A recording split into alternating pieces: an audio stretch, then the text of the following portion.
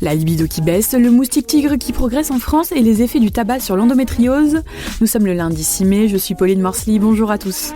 Voici votre concentré d'actualité scientifique sélectionné par MaxiScience. La différence entre l'homme des cavernes et nous, c'est le résultat de la science. Et ce n'est pas une opinion, c'est de la science. Notre monde n'est pas si moche. Pour commencer, sûreté des données. Google a annoncé une nouvelle fonction sur son application Google Maps. L'appli proposera à l'utilisateur de supprimer automatiquement les données tous les 3 ou 18 mois. L'entreprise espère rassurer sur sa gestion des données personnelles.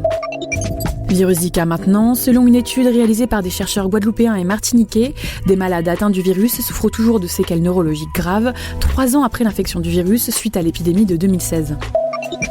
En parlant de Zika, le moustique tigre qui peut propager le virus est présent de plus en plus tôt dans l'Hexagone et il gagne du terrain. Il est aujourd'hui présent dans 51 départements.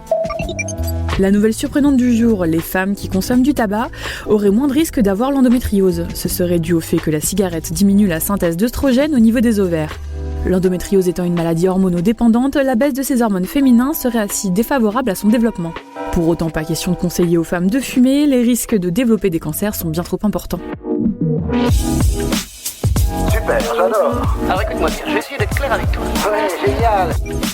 La baisse de libido est le premier motif de consultation d'un sexologue, mais à quoi est-elle due ? Chez l'homme, il peut s'agir d'un taux anormalement bas de testostérone, et chez la femme, le responsable peut être un déficit en hormones oestrogènes par l'intermédiaire d'une atrophie des zones génitales. Samsung à nouveau dans la tourmente. Après l'affaire du Galaxy Note 7 qui prenait feu de manière spontanée, un Sud-Coréen affirme que son Galaxy S10 5G a soudainement pris feu, alors que le téléphone était tout simplement posé sur la table. Samsung, de son côté, réfute l'accusation. Sida maintenant, au moins 90 personnes, dont 65 enfants, ont contracté le virus du sida dans le sud du Pakistan après qu'un médecin a utilisé une seringue contaminée selon l'AFP. Il a été arrêté par les autorités. Selon une étude scientifique réalisée par Marilyn Cornelis de la faculté de médecine de Feinberg à Chicago, nous n'aimerions pas réellement le goût de la bière ou du café, mais plutôt ses effets. En effet, nos préférences pour les boissons amères ou sucrées ne seraient pas basées sur nos gènes gustatifs, mais plutôt sur ce qu'elles nous font ressentir. C'est tout pour aujourd'hui. On vous dit à demain pour de nouvelles actualités scientifiques, mais en attendant, si vous souhaitez approfondir les nouvelles du jour, rendez-vous sur le site de MaxiScience. Voilà. Il ne reste plus qu'à vous remercier de votre attention.